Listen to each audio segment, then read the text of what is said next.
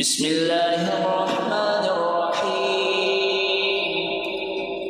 تبارك الذي بيده الملك وهو على كل شيء قدير الذي خلق الموت والحياة ليبلوكم أيكم أحسن عملا وهو العزيز الغفور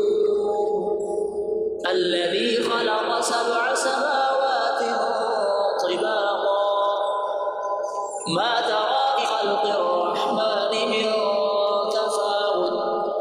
فارجع البصر هل ترى من فطور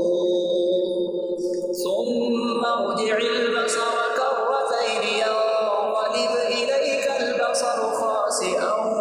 وهو حسير ولقد زينا السماء الدنيا بمصابيح وجعلناها رجوما للشياطين وأعتدنا لهم عذاب السعير وللذين كفروا بربهم عذاب جهنم وبئس المصير إذا ألقوا فيها سمعوا لها شهيقا وهي تفور تكاد تميز من الغيظ كلما ألقي فيها فوج سألهم خزنتها ألم يأتكم نذير قالوا بلى قد جاءنا نذير فكذبنا وقلنا ما نزل الله من شيء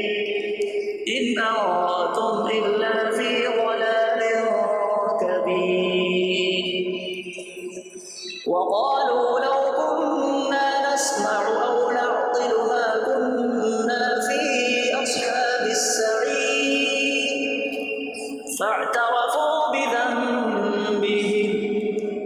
فسحقا لأصحاب السعير إن الذين يخشون ربهم بالغيب لهم مغفرة وأجر كبير وأسروا قولكم أو اجهروا به إنه عليم بذات الصدور ألا يعلم من خلق وهو اللطيف الخبير هو الذي جعل لكم الأرض ذلولا فامشوا في مناكبها وكلوا من رزقه وإليه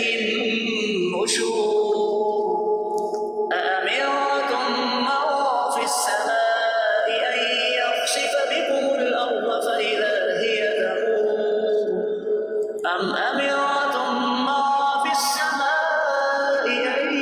يرسل عليكم حاصبا فستعلمون كيف نذير ولقد كذب الذين من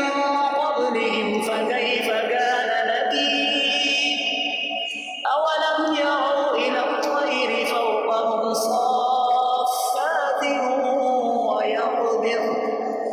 ما يمسكهن إلا الرحمن إنه بكل شيء بصير أمن هذا الذي هو جند لكم ينصركم من دون الرحمن إن الكافرون إلا في غرور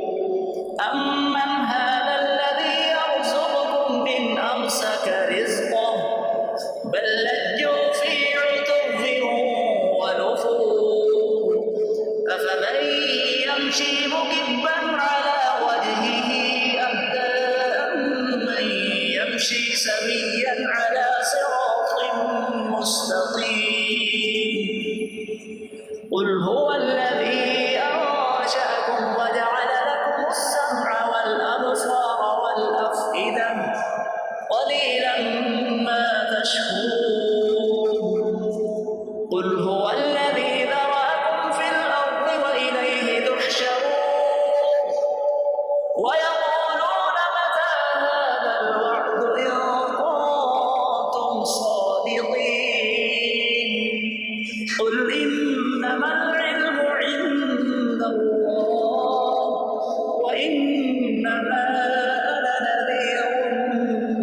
مبين فلما رأوه زلفة سيئت وجوه الذين كفروا وقيل هذا الذي كنتم به تدعون قل أرأيتم إن أهلكني الله ومن معي أو رحمنا فمن يجير الكافرين من عذاب أليم قل هو الرحمن آمنا به وعليه توكلنا فستعلمون من هو في ضلال مبين قل أرأيتم